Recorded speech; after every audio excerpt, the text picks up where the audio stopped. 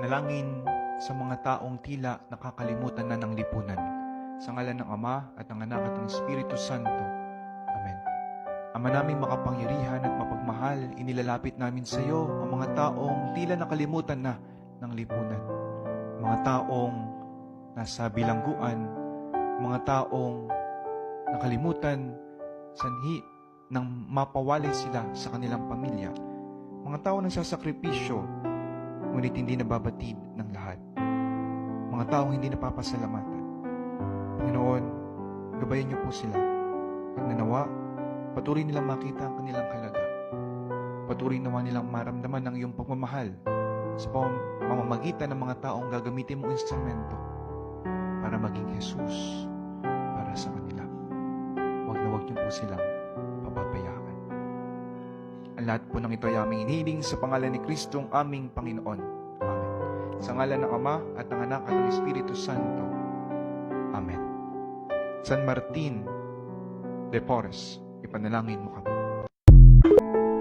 Kaya't lumapit tayo nang may buong tapang sa trono ng biyaya upang tayo'y tumanggap ng awa at makatagpo ng biyaya na tutulong sa atin sa panahon ng pangangailangan.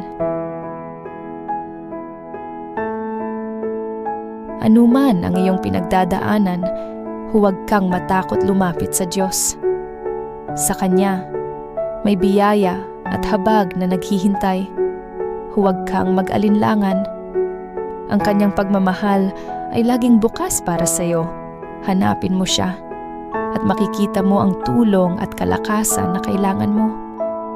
Amen. Good morning prayer.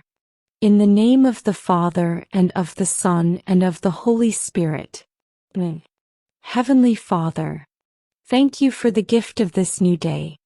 As the sun rises, fill my heart with your light, and guide my steps with your wisdom and love. Help me to face today with courage and kindness.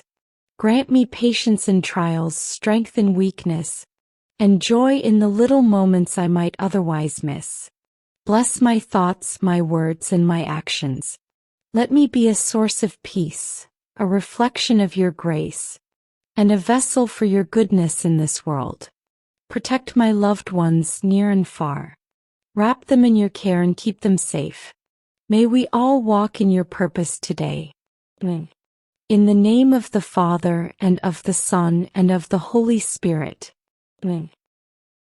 Panginoon, sa iyong biyaya kami nananalig, gabayan mo ang aming pamilya sa bawat hakbang ng buhay. Bigyan mo kami ng lakas at liwanag upang patuloy kaming magalak sa iyong pag-ibig.